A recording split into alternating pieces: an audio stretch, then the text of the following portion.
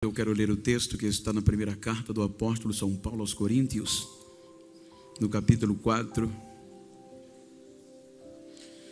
o primeiro versículo, o segundo e o 9. Que os homens nos considerem como ministros de Cristo e dispenseiros dos mistérios de Deus. Além disso, requer-se nos dispenseiros que cada um se ache fiel. Versículo 9. Porque tenho para mim que Deus a nós, apóstolos, nos pôs por últimos, como condenados à morte, pois somos feitos espetáculo ao mundo, aos anjos e aos homens.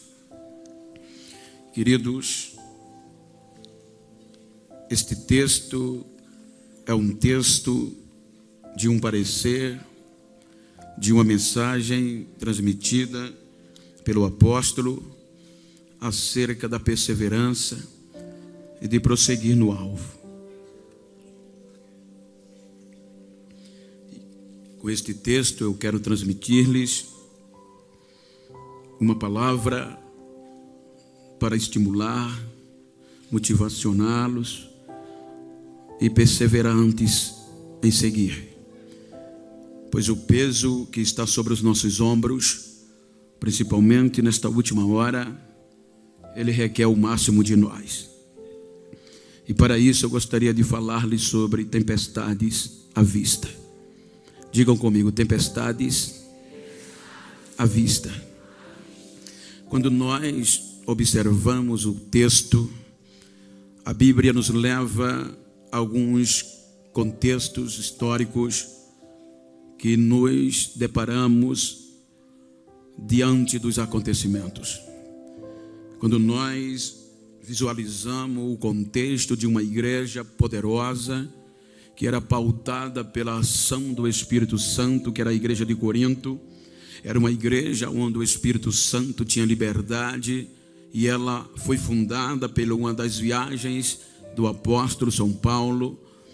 E esta igreja tinha uma liberdade com o Espírito Santo, que a Bíblia diz que ele atuava todos os cultos de uma forma excepcional. Esta igreja era a única igreja que o Espírito Santo distribuía os dons de uma forma maravilhosa, e esta igreja crescia a cada dia. O interessante é que, com a ausência do apóstolo, a Bíblia nos ensina que por necessidade missionária, ele ausenta-se e outros grandes e fervorosos homens deram continuidade ao trabalho nesta igreja. Infelizmente, um grupo de pessoas começou a criar dissensões no seio desta igreja e assim disseminando mais divisões, e o caos estava quase que estabelecido. A Bíblia diz que uns preferia o estudo, o ensino de Paulo, outros que já não concordava preferia o fervor de Apolo, de Cefas, e outros que até dizia-se que era de Jesus. E um culto do grupo de Paulo, conforme eles denominavam, então os pentecostais não iam, porque os pentecostais estavam voltados para o fervor de Apolo, e isso entristeceu o Espírito Santo. E para piorar, estes grupos que quiseram desfazer, macular a imagem do apóstolo acerca da sua chamada. Então, quando Paulo fica sabendo os acontecimentos que esta igreja estava vivendo e a dissensão que estava causando danos àquela igreja, ele escreve este parecer. E ele começa falando de experiências da caminhada que ele teve ainda na tenra-idade. Quando nós observamos, quero pedir a vossa permissão para contextualizar a Bíblia com a história, para trazer aos nossos corações esta motivação. O apóstolo São Paulo, anteriormente conhecido como Saulo, era um jovem que nasceu em uma região em ascendência, Era uma região que oferecia futuro promissor para todos que engajados ou nascessem naquela região, que era a região de Roma. Paulo tinha tudo para ser uma celebridade no sentido secular, a ponto de que ele tinha todos os pré-requisitos para se tornar um dos tais que arrastava o crescimento naquela região. A Bíblia nos mostra e a história ratifica que na época havia 3 grandes nações antes deste menino aparecer no cenário, aparecer no contexto humano. Haviam 3 grandes nações que sobressaíam no contexto de crescimento. Era Roma, porque a lei vinha de Roma, a Grécia por conta da erudição e Israel por conta da lei, da religião. Essas 3 nações, elas tomavam conta do mundo antigo, talvez as 3 maiores economias, as maiores nações que atraíam pessoas de toda a região. O que marcou a minha história é que a Bíblia mostra como Deus é tão bom. Porque neste contexto de crescimento havia uma pequena cidade na região da Cilícia chamada de Tarso. Esta cidade, ela estava se destacando de uma forma poderosa em 3 grandes pilares ou segmentos. A cidade de Tarso, ela se tornou conhecida antes de Saulo nascer pela evidência dos seus acadêmicos, dos seus filósofos, dos seus matemáticos, de homens que mudaram a história daquela região. Homens, porque a cultura no contexto de Tarso, ela era acima da média.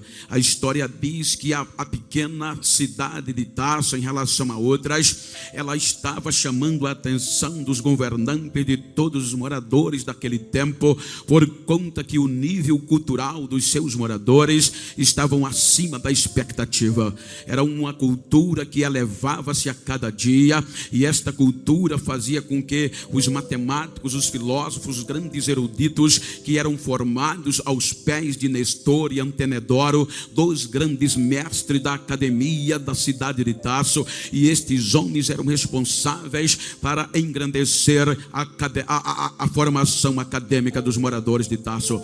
Esta cultura era tão elevada que a história diz que o grande general Marcos Antônio, general romano, foi atraído por esta cultura atraente, e sendo assim, ele fixou moradia na cidade de Tarso por conta do nível cultural.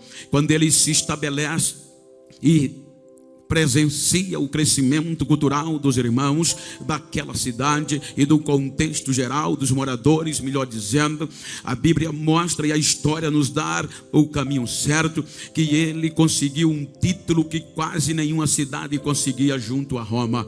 Agora o general conseguiu o título de cidade civita para a cidade de Tarso, um título que a excluía de pagar todos os impostos a Roma.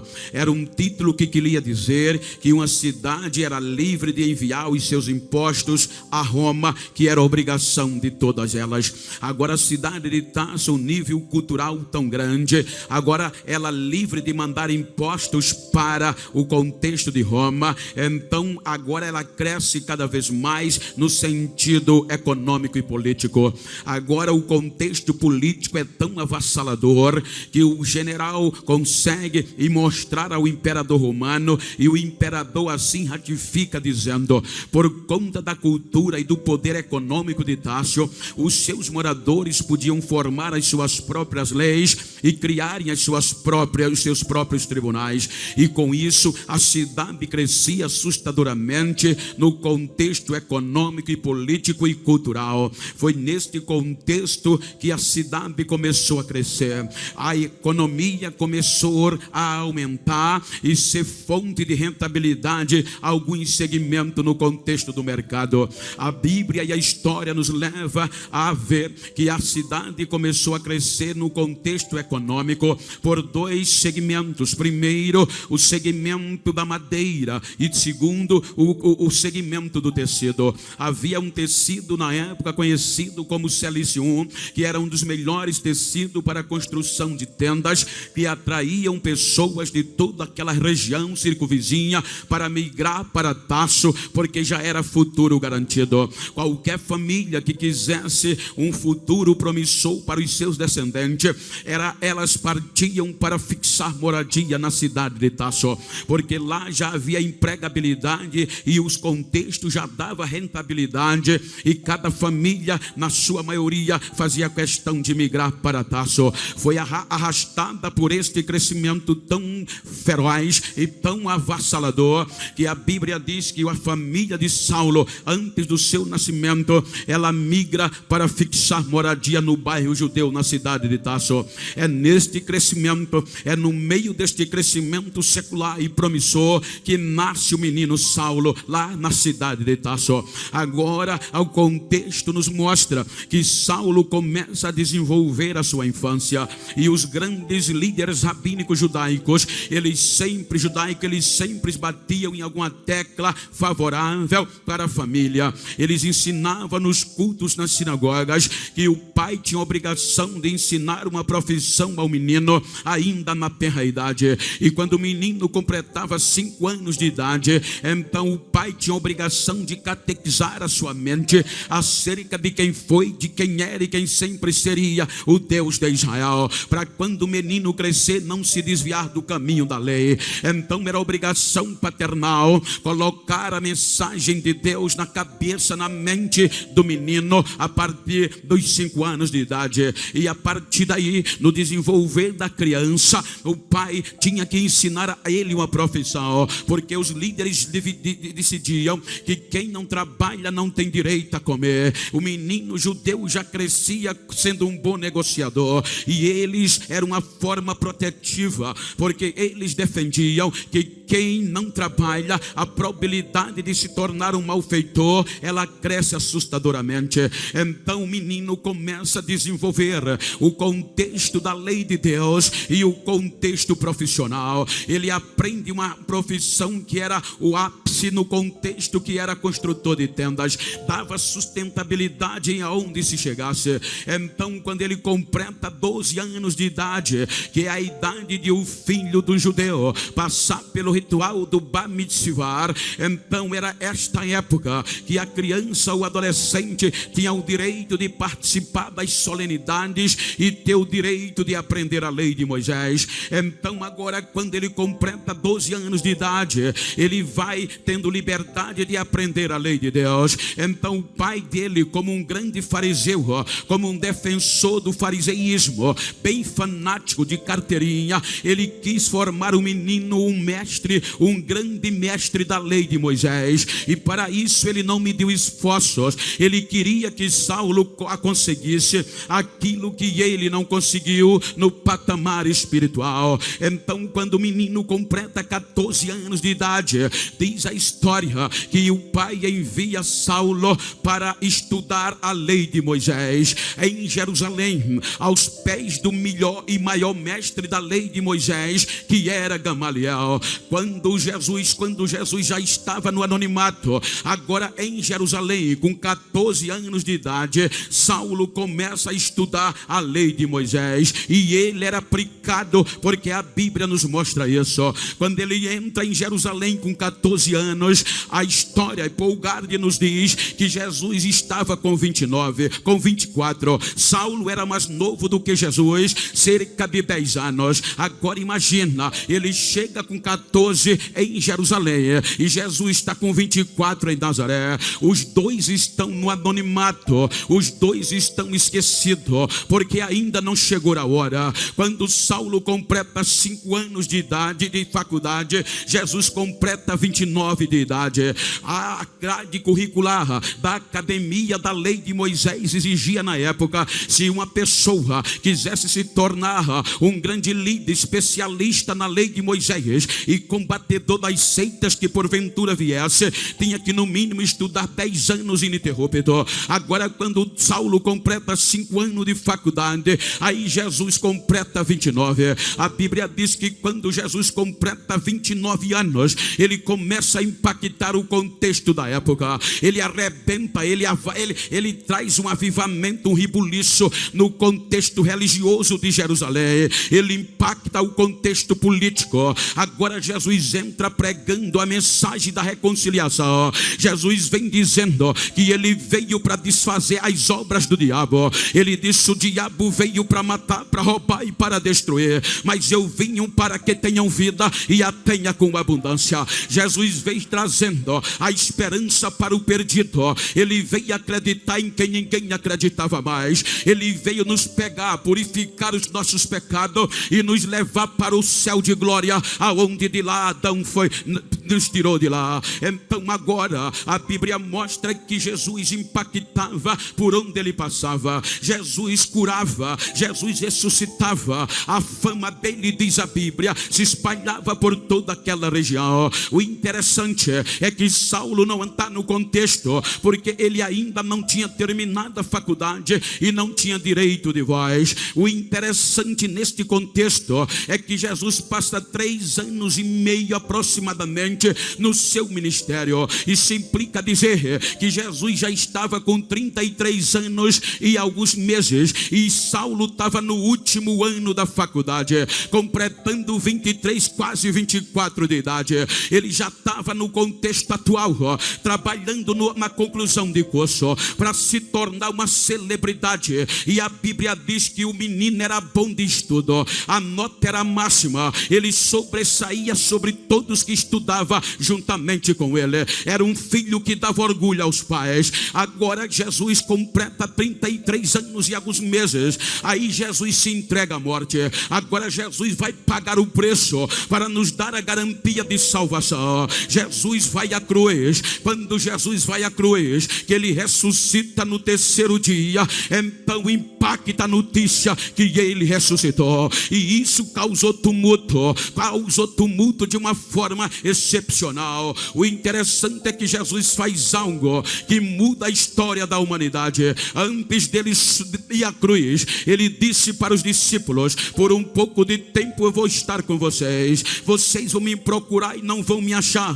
E para onde eu vou, vocês não podem ir agora. Então aquela mensagem, depois que ele ressuscitou, aguçou o sentimento da igreja. Jesus volta ao céu e os anjos ratificam o que Jesus havia pregado. Os anjos olham para os discípulos, a representatividade legal da igreja de Jesus, e disse a eles: porque vocês estão assustados? Este mesmo Jesus que vocês estão vendo ocultar-se nas nuvens, ele voltará do mesmo jeito. Ele vai voltar cheio de glória. Mas a notícia não era fácil. Agora imagina o que diz a Bíblia. A Bíblia diz que agora a notícia da ressurreição de Jesus era baseado numa mentira, que os líderes religiosos pagaram os soldados para que assim o fizesse, e eles espalharam que Jesus estava morto. Agora Jesus vai aos céus,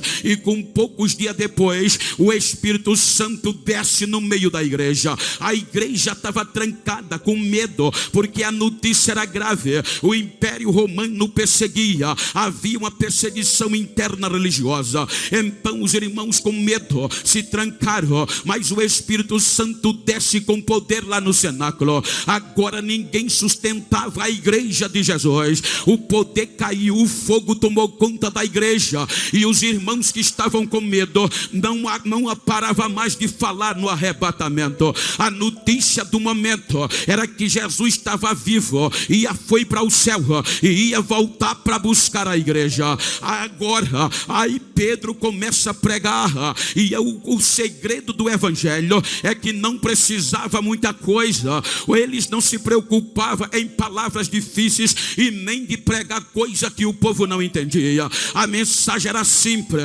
Jesus salva, Jesus cura, Jesus liberta e leva para o céu. A mensagem que Pedro pregou pregou no primeiro sermão, quase 3.000 pessoas, entre eles líderes religiosos, aceitaram Jesus como Salvador. Na segunda mensagem foi mais simples ainda. Ele vai para a oração às 3 horas da tarde. Quando ele chega na oração, na porta da igreja, estava um coxo lá dentro, que era coxo desde nascença. Aí Pedro olha para ele, olha que mensagem simples. O homem que estava na mendicância olha para Pedro e João e conclama: dai-nos uma esmola. Eles olham para ele e diz: Pedro, cheio de Deus, eu não tenho prata nem ouro, mas o que eu tenho, isto eu te dou. Em nome de Jesus de Nazaré, levanta e anda. O coxo pula na hora, depois que Pedro pega na mão dele, e ele se esquece da bacia, se esquece da esmola e já entra dando glória dentro do santuário. Quando ele chega lá dentro, quase 5.000 pessoas aceitaram a mensagem de salvação, e isso explodia dentro de Jerusalém. Obrigado, pastor. E isso explodia dentro de Jerusalém. Agora imagina, a Bíblia diz que todos os dias Jesus salvava, Jesus curava, Jesus batizava e acrescentava o número dos que poderiam ser salvos. Agora ninguém sustentava mais a gloriosa. A igreja saiu do esconderijo e começou a impactar as ruas de Jerusalém. O massacre não tinha medo de nada. Agora a mensagem da igreja nas ruas de Jerusalém era que Jesus estava vivo e iria voltar. Ele era rei, era senhor, e ninguém calava a boca deles. Eu costumo falar no contexto do arrebatamento, me permita aos irmãos, que eles desafiavam o Império Romano. O fogo caía, a igreja vivia no meio do fogo. Ninguém conseguia pará-los, porque eles não desistiam, porque o arrebatamento era coisa do céu. Então eles não abriam mão do arrebatamento por coisa alguma. Outro dia eu fui pregar em um congresso na Europa, e um pastor italiano me pegou lá em Zurique para pregar em uma das suas igrejas, e ele olhou para mim, não queria dar crédito, mas naquela noite o culto foi para quase 2 horas da manhã, o frio batendo e os irmãos dando glória no meio do frio. Aí no outro dia ele disse: eu vou fazer você voltar mais crente do que o que você chegou aqui. Ele começou a me levar por onde a igreja de Jesus fez história, e os irmãos enfrentaram a fúria de Roma sem desistir do arrebatamento. Ele disse: Bento, aí me levava, passava pelos lugares, eu chorava feito criança. Chegou o fim do dia, ele lamentou, ele disse: não vai dar tempo, senão eu ia te levar no corredor do fogo. Aí eu disse: conta. Ele disse: Bento, a igreja não desistia de Jesus por nada, e a mensagem era: ele está vivo, ele vai voltar e a gente vai para o céu. E isso começaram a quebrar algum protocolo imperial, a ponto que alguns diziam que agora já havia o céu aberto, ou seja, havia um edito imperial por parte de César, que todos os cidadãos romanos, judeus, que habitassem na sua jurisdição, tinha que homenageá-lo. De que jeito? Todos os dias um encontrava o outro, apertava a mão e dizia: Sequirio, Sequirio, César é o Senhor. E eles iam passando de um lado para o outro, e César ia sendo glorificado. Mas depois que o Espírito Santo tocou fogo na igreja e os irmãos pegaram fogo em Jerusalém, a igreja não olhava mais para César, o alvo era Jesus e era o céu. Aí quando um crente encontrava o outro, já não se lembrava mais de César, apertava na mão, já vinha pipocando, já vinha dando glória, apertava na mão, olhava nos olhos e dizia: Maranata, meu irmão. O outro dizia: Maranata, ora vem Jesus, que nós estamos prontos para subir. Então eles impactaram o Império Romano. Aí o imperador desencadeou uma perseguição política em forma de síntese. Eu vou cantar. Aí o pastor disse: Bento, o imperador quis mostrar que Jesus estava morto e os discípulos roubaram o corpo dele. Aí o que é que ele faz? Ele manda prender o número máximo de crente que pudesse, que ele ia mostrar para Roma que os cristãos eram só barulhento, e Jesus estava morto. Aí ele manda prender os irmãos, amarra a mão do outro, e agora de 2 em 2, ele manda fazer um tacho grande na praça principal. Agora manda encher de azeite e manda convocar os romanos e adeptos para ver a morte da igreja e a comprovação que Jesus estava morto. Aí os irmãos amarrados na porta do corredor. Aí quando o imperador era ovacionado, o tacho já fervendo de azeite, aí ele dava ordem aos soldados: entrem no corredor, arraste de 2 em 2. Se eles não desistirem desse negócio que Jesus está vivo e vão morar no céu, jogue eles dentro do tacho. Os soldados pegavam as armas e já saía tratando os irmãos como animais, mutilando, desculhambando, falando palavrões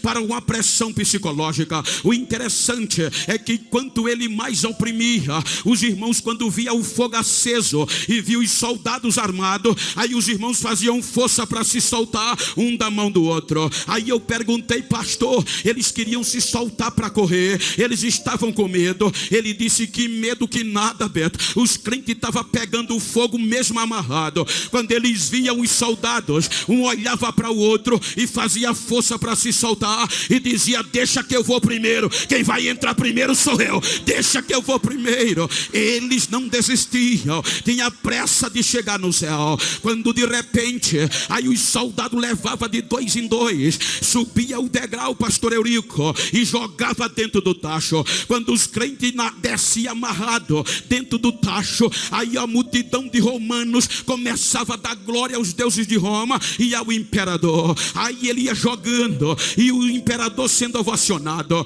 Aí o pastor me disse: Bento do céu, de repente os romanos se calaram, fizeram silêncio na praça. Eu disse: o que é que aconteceu? Ele disse: Bento, os irmãos que eram jogados dentro do fogo amarrado, de repente começava a sair de dentro do fogo, pular para fora sem nenhuma queimadura e as correntes quebradas. Aí quando os romanos viam isso, fechava a boca. Aí os irmãos que ainda estavam amarrados enchia o pulmão de ar e começava a cantar: ele está vivo, ele está vivo, ele está vivo, ele está vivo. Eles não desistiam do arrebatamento.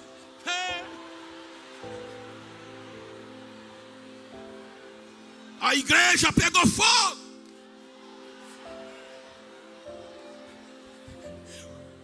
Sacerdotes não sabiam mais o que fazer, porque até os sacerdotes estavam se convertendo.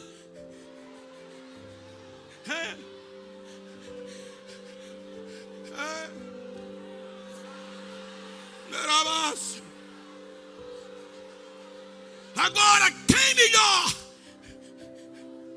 para frear aquela igreja? Há uma busca, uma seleção, eu quero conjecturar. Quem melhor? Especialista em saber os defeitos das seitas, porque aqui a igreja era tratada como a seita do Nazareno. Acabou de pegar o diploma e o anel. Um jovem especialista em combater seita. Quem é ele? É um rapaz chamado Saulo de Tarso. O cabo é bom, o cabo entende de seita. Aí o sacerdote o nomeia com a missão de apagar o fogo da igreja, com a missão de tirar a visão dos irmãos do céu. E a Bíblia diz que ele não perde tempo, ele entra arrebentando dentro de Jerusalém. A Bíblia diz que com apoio judicial, policial, ele assolava os irmãos. Ele entrava nas casas, arrastava homens e mulheres e jogavam na prisão. Ele pisava de pé até consentia nas mortes de alguns. E Atos dos Apóstolos diz que a perseguição de Saulo foi tão cruel que, exceto os apóstolos, os irmãos fugiram de Jerusalém. Agora o fogo de Jerusalém foi diminuindo. O doutor pegando fama, o homem é bom. Se fosse hoje, ele é o cara. Só que ele não sabia que por onde os irmãos passavam, ia tocando fogo nas cidades.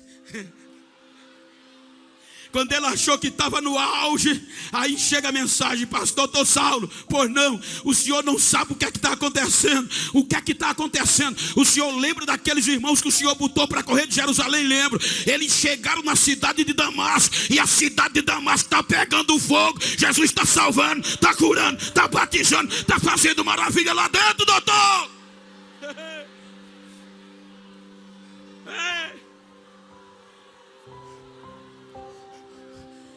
E olha o que é que a Bíblia diz. Ele respirando a ameaça de morte, ele ficou irado. Aí vai aos sacerdotes e pede fé de ofício, uma carta com autoridade judicial, de entrar em Damasco, e aonde encontrar um crente daquela seita, trazer preso para Jerusalém. Ele recebe o apoio policial, coloca cartaz conjecturando, na visão que a Bíblia diz que os irmãos já sabiam. Ele começa a divulgar: vou entrar em Damasco, e aonde tiver um crente, que fosse hoje, colocou outdoor: o doutor Saulo vem aí. Aí os irmãos tremiam. Aí quando o doutor Saulo vai chegando para entrar em Damasco, não prestou não.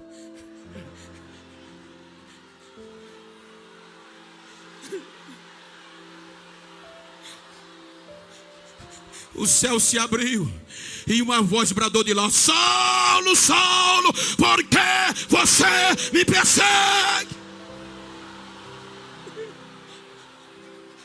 O doutor cai com a cara na poeira e só tem o direito de dizer: Senhor, o que é que tu quer que eu faça, Senhor? Quem é o Senhor? Eu sou Jesus. E como diz um bom nordestino, agora você vai ver o que é bom para tosse. Para você, eu vou quebrar você no meio.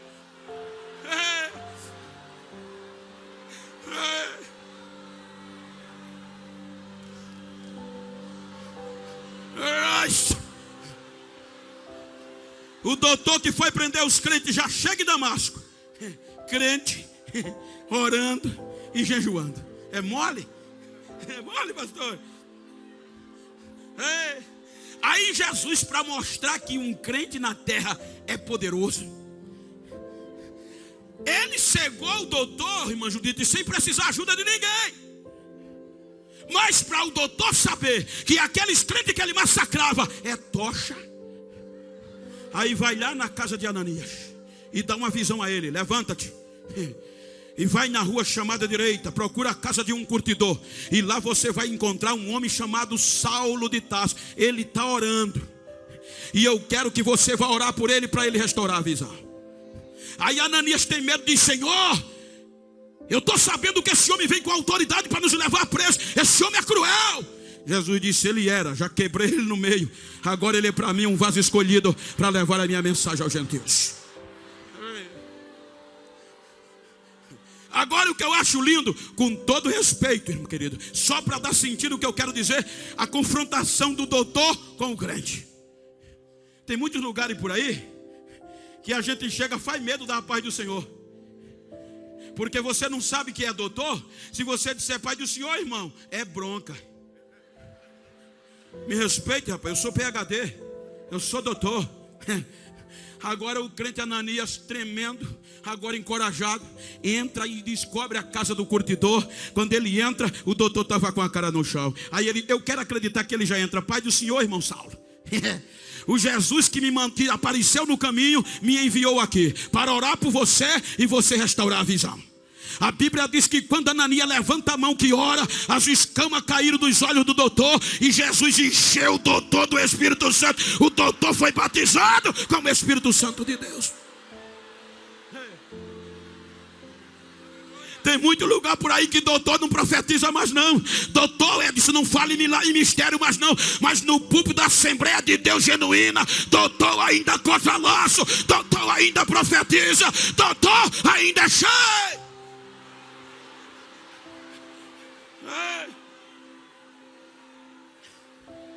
Se está perto de um doutor, no contexto simbólico, não estou falando em questão acadêmica, olha para ele aí e diz: hoje vai pegar fogo, doutor.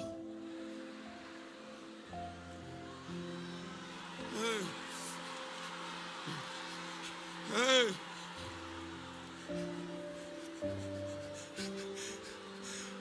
Ele agora levanta e começa a impactar Damasco.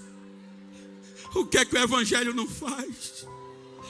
A Bíblia diz que ele entra em Damasco arrebentando, pregando, testemunhando que Jesus era o Cristo, e começou a incomodar. Aí o governador de Damasco, ludibriado pelos judeus ortodoxos, disseram: temos que matá-lo, vamos acabar com ele. Aí tentaram uma armadilha. Os irmãos pegam ele, coloca dentro de um cesto, como se fosse uma fruta qualquer, e joga à escondida pelo outro lado do muro. Olha o que é que o evangelho faz.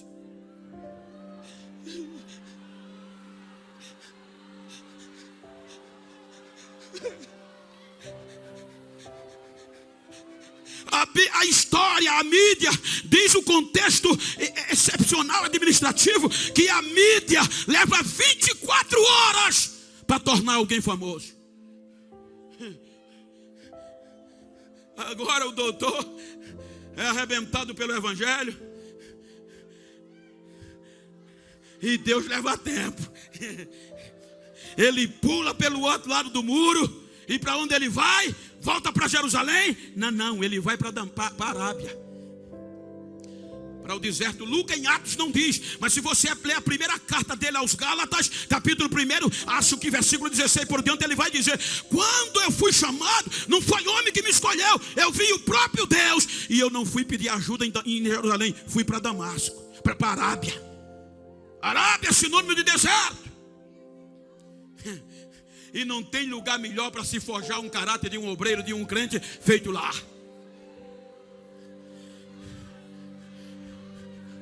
Tem um grupinho por aí querendo ser o bambambam, nada contra, só dando sentido.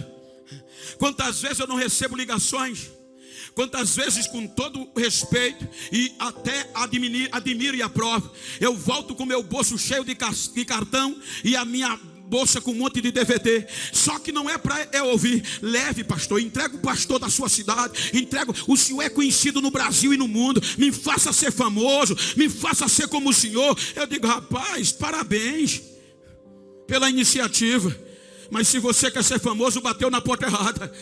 Vai procurar a Globo, vai procurar a Record.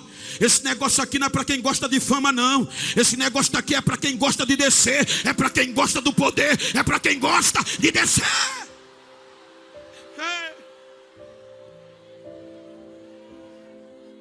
Ei. Carinhosamente, pergunta que esse crente que está ao teu lado: quer pregar em Jerusalém? Diga: tem um sonho. Diga: primeiro tem que ir para a Arábia.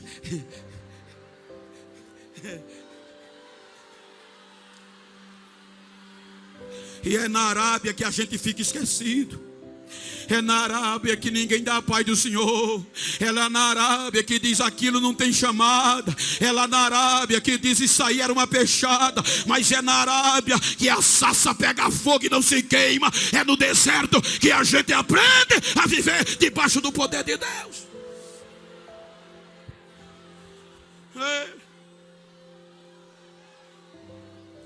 Ele passa 3 anos e ele diz: agora eu voltei para Damasco, dei mais um tempo e fui para Jerusalém.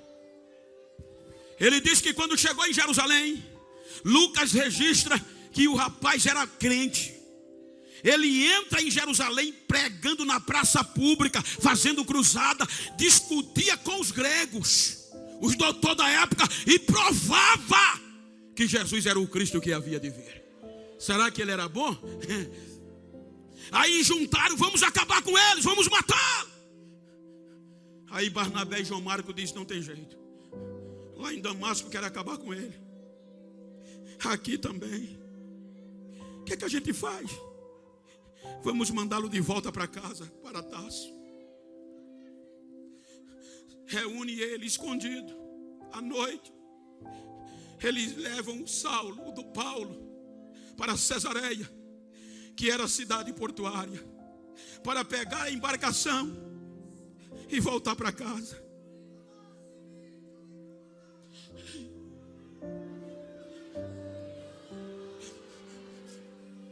Era acostumado a andar de primeira classe. Era o famoso Saulo. As embarcações, ela tinha algumas galés, que em cima estava a elite, o comandante. No segunda galé, o camarote. Terceira galé, as bagagens. E por último, abaixo do nível da água, era o porão. Agora o doutor que chega em primeira classe, acostumado a andar, agora por amor ao evangelho, ele chega escondido furtivamente. Não tem primeira classe mais não, doutor. O que é que tem? O porão. Tem que descer, senão morre. Ei.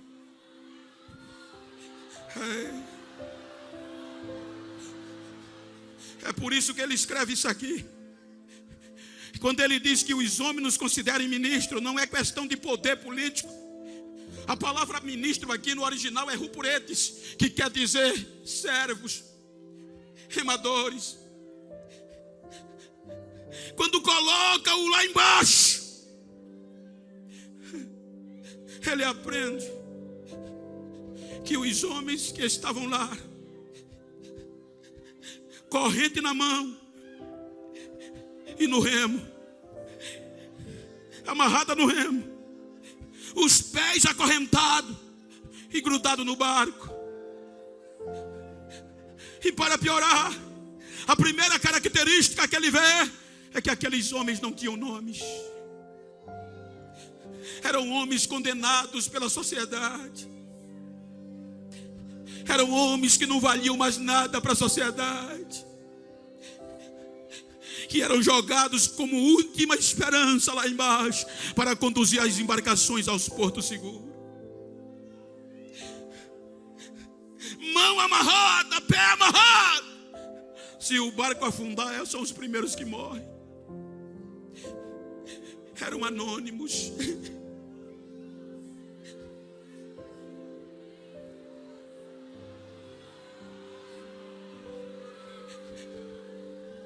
Será que tem alguma coisa a ver com a igreja do arrebatamento no século 21? Aqueles homens eram anônimos.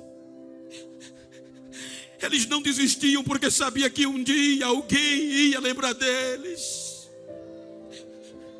Acorrentados lá embaixo. A igreja do arrebatamento, será que tem alguma coisa a ver com a igreja do século 21? Que só quer se fazer se for visto. Só vou pregar se depositar logo o cachê.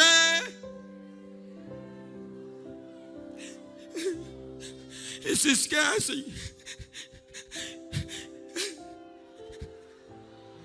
de homens que andavam semanas e quilômetros para ganhar uma alma.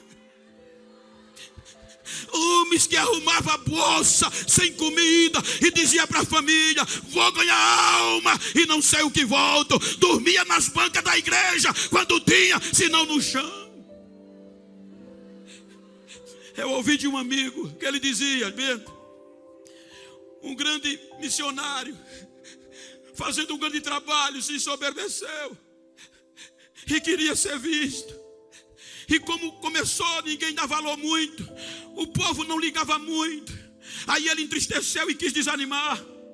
Ele quis voltar. Aí ele foi orar: Senhor, eu faço tanto e ninguém reconhece. O meu nome está sumindo. Aí Jesus disse a ele: filho, qual é o nome que cura? Ele chorando disse: é o teu. Filho, me diga qual é o nome que salva. É o teu. Qual é o nome que batiza com o Espírito Santo e com fogo? É o teu. Aí Jesus disse: então esquece o teu e prega o meu, que é o meu que faz a diferença.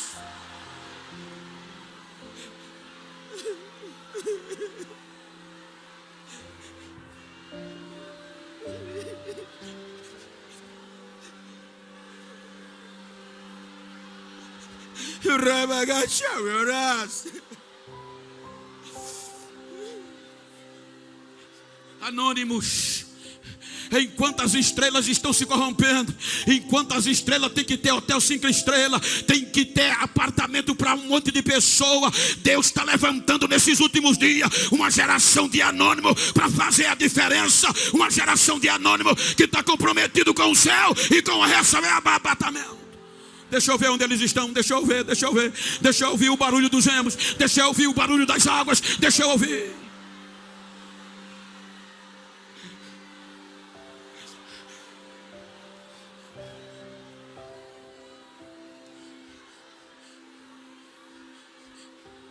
Me permita contar um testemunho que eu contei em algumas igrejas do Pernambuco.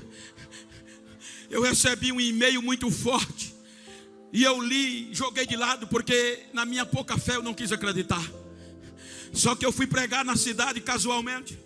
E aí o jovem disse: pastor, recebeu o e-mail? Não, recebi, aquele e-mail é muito forte. Pastor, eu entrei no ônibus, pastor. Entrei no ônibus para evangelizar.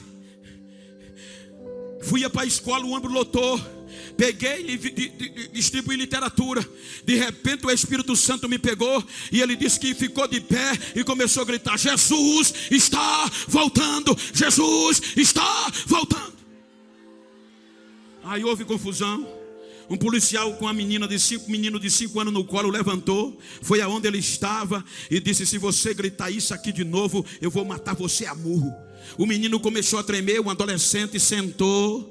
Ele disse: pastor, não deu 10 a 15 minutos, agora Deus me pegou sacudindo mesmo. Em vez de eu ficar só em pé, subi no banco do ônibus e comecei a gritar: Jesus está voltando, arrependam-se, Jesus está voltando. Aí o soldado levantou, pegou a criança, botou no colo esquerdo, irado, foi aonde ele estava e disse: eu disse que ia matar você a murro. Aí quando ele fechou o punho para dar o primeiro murro, a criança dele no colo de 5 anos gritou: papai, faz isso não, papai, foi Jesus que mandou ele pregar aqui. Tá bom do senhor se arrepender, se quiser morar no céu que ele vai, papai, é Jesus, papai. Aí o soldado caiu com a cara no chão gritando: eu quero ser crente da tua igreja, eu quero morar no céu que tu vai, o teu Jesus é verdadeiro, o teu Jesus é milagroso. O menino começou a tremer e disse: moço, o que é que aconteceu, o que é que eu fiz? O soldado em lágrimas disse: você não fez nada, mas o teu Jesus acabou de fazer. O que é que o meu Jesus fez? Ele disse: o meu filho era mudo e surdo de nascença, mas hoje ele falou, Jesus está voltando.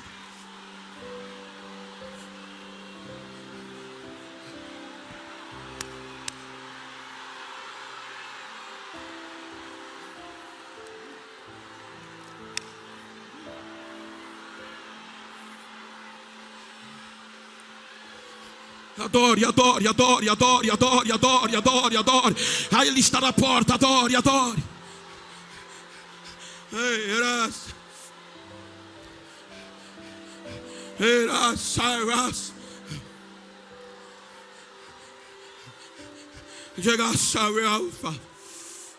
Anônimos.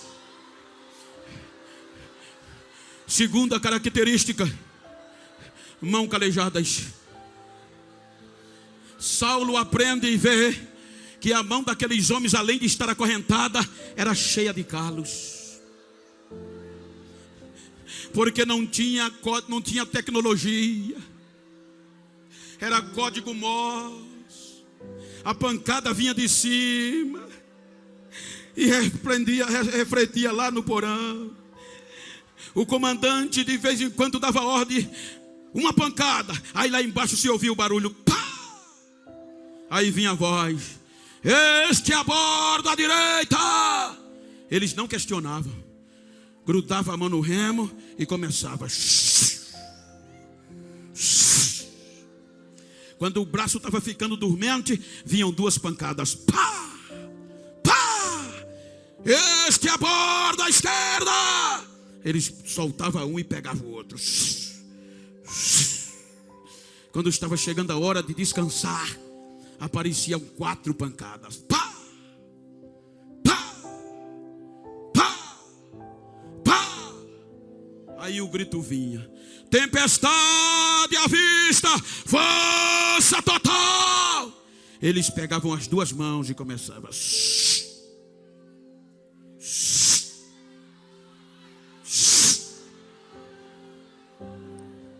A história diz que muitos deles morriam, mas não largavam o remo. Morriam com o agarrado nos remos, mas não desistiam. Cortavam a corrente, jogavam eles no mar e colocavam outro no lugar. Diga para quem está, diga comigo, fale comigo com a força do seu pulmão. Diga: pastor Ailton. Mais forte: pastor Ailton. Pode mandar a pancada, que nós faz assim.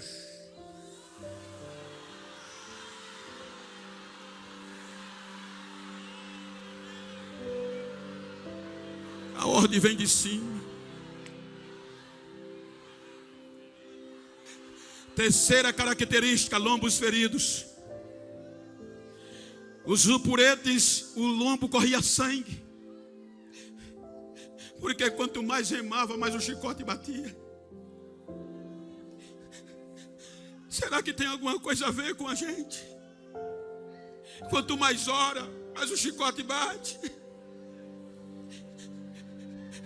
Quanto mais faz, mais a calúnia vem. Quanto mais busca, mais os inimigos se levantam. Sejam sinceros comigo, não tem hora que dá vontade de parar. Não tem hora que dá vontade de desistir. Mas diga para quem está ao seu lado: dá para voltar, mas não. Se pular do barco, a minha alma não tem prazer nele.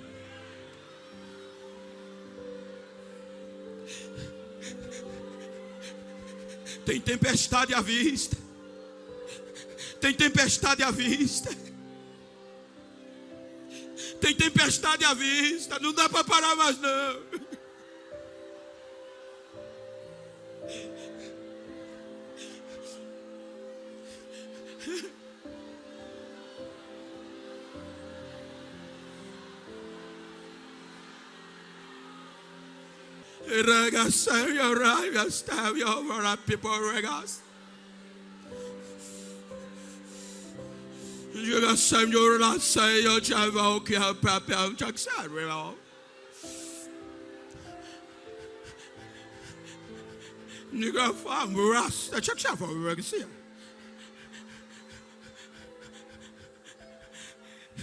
Eu ainda estou no comando, diz o Senhor.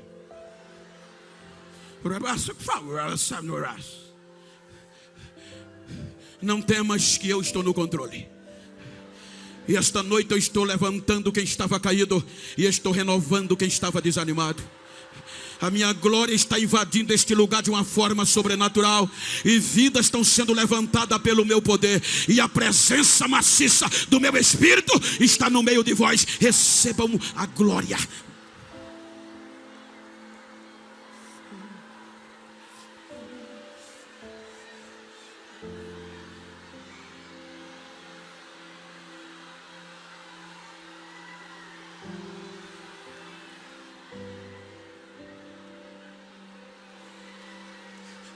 Não dá para voltar mais. Não dá para voltar mais. O porto seguro está bem pertinho. Falta poucas remadas. E ele não deixa nenhum rupuretes para trás. É o único comandante que não esquece daqueles que foram jogados no mar. Eu estava pregando numa convenção. Me ajuda aí, tecladista, por favor. E um amigo meu contou, disse: Bento, um certo pastor recebeu um convite para ir pregar a 600 quilômetros da cidade dele. E quando chegou o dia dele ir pregar, ele pegou 3 pares de terno para o final de semana. E Deus disse a ele: você esqueceu do mais bonito, coloque na mala. Ele colocou. Ele disse que quando começou, que pegou os 2 pares de sapatos, Deus disse: esqueceu do terceiro, pegue o terceiro e coloque na mala, o mais bonito. Ele colocou. Pastor Eurico, ele pôs no carro novo e começou a andar para a cidade. Ele disse que quando andou 300 quilômetros, chegou perto de um posto de combustível. diminuiu a velocidade e viu um homem sentado no meio-fio, no asfalto. Quando ele emparelha com ele, aí Deus diz: dê uma carona a ele, leve ele para onde você vai. Ele parou, quando olhou para o homem não teve coragem. Por quê? O homem estava podre, fedendo, barbudo, cabeludo. Aí Deus disse: leve. Ele colocou no banco de trás. Disse que o homem calado, cabisbaixo, entrou e não disse uma voz. Aí ele disse que quando começa a andar, coloca o CD no CD play e começa a cantar aquele hino. Eu era pobre e perdido, sem Deus e sem Jesus, quando Ele estender as suas mãos para mim. Aí ele disse que as lágrimas caíam do olho do homem no banco de trás, mas não abria a boca. Ele disse que quando chegou na cidade, no primeiro posto, olhou para trás e disse: moça, aqui dá para o senhor? O homem baixou a cabeça e ele disse que Deus falou no coração: leve ele para o hotel que você vai. Ele chegou no hotel, foi fazer o check-in, mandou fazer a barba do homem, o cabelo, e levou para o apartamento. 6:30 da noite, o pregador toma banho, troca de roupa. 7 horas, ele olha para o homem sentado no sofá e disse: moço, lá para as 10 horas eu volto e a gente decide o que faz com o senhor. Aí disse que a voz de Deus entrou e disse: está pensando o que, rapaz? Aquele melhor terno que eu mandei você trazer não é para você. Aquele melhor sapato não é para você. Vista ele, calce ele e leve ele para a igreja que você vai. Ele fez, o homem calado. Ele disse que quando chegou no estacionamento da igreja que parou, que o homem viu a igreja, aí o homem disparou em línguas estranhas. O homem começava a tremer, dando glória em línguas estranhas. Ele arrasta o homem do carro, pega na mão, vai para a igreja. Quando os dois chegam na porta, o homem ainda falando em língua, o pastor parou, falava no microfone e começou a olhar e dizer: Deus é fiel, Deus é fiel, Deus é fiel, Deus é fiel, Deus é fiel. As irmãs entraram no mistério. A mocidade correu para a porta, abraçava o homem, beijava o homem, largaram o pregador de lado. Aí ele correu para o púlpito: pastor, o que é que está acontecendo, pastor? O pastor pegou a mão, botou no bolso, deu um envelope a ele: volta, não precisa pregar mais não, a festa vai terminar hoje. O que é que está acontecendo? O que tinha de ser feito já foi feito. O que é que aconteceu? Aquele homem que chegou com você, ele quem construiu essa igreja. Ele ganhou os primeiros crentes, formou a primeira orquestra. Chegou uma nova geração, quis tomar o lugar dele, o ministério dele, levantar uma calúnia, expulsar ele da cidade, tomar a igreja dele. E a gente pensava que ele já tinha morrido, mas Deus é fiel e trouxe ele de volta. Deus é fiel.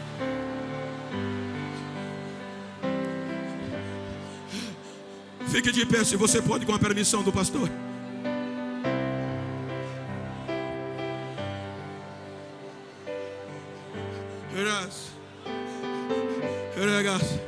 Pastor, o senhor me permite fechar com a ilustração? Pastor, me ajuda aqui, com todo respeito. Pastor, me ajuda aqui. Pastor, sim, vem aqui. Eu não teria. Se você está perto de uma pessoa do mesmo sexo que o seu, vira para ela como eu estou aqui com o pastor, assim, ó, frente a frente, e diga para ele: eu não sei como você chegou aqui. Uma coisa eu sei: o arrebatamento é já já. Eu não sei se você está esquecido. Eu não sei se as mãos já não aguentam mais e os lombos estão correndo sangue. Para mim não importa, mas Deus manda te dizer uma mensagem. Diga para ele: é essa. Olha para ele e faz assim.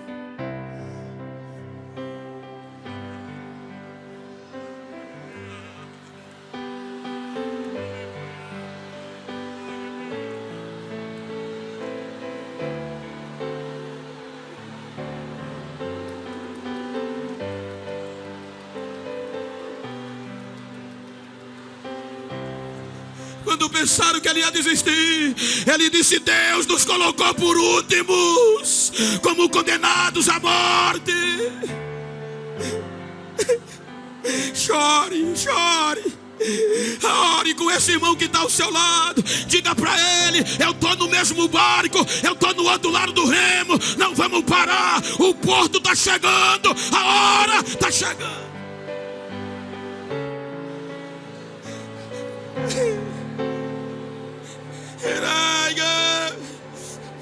Adore, adore. Esta pessoa que está perto de você, talvez chegou aqui não aguentando mais. Ela precisa do seu abraço. Diga para ela: não vamos desistir. O céu está nos esperando. O nosso porto, lá será o nosso descanso.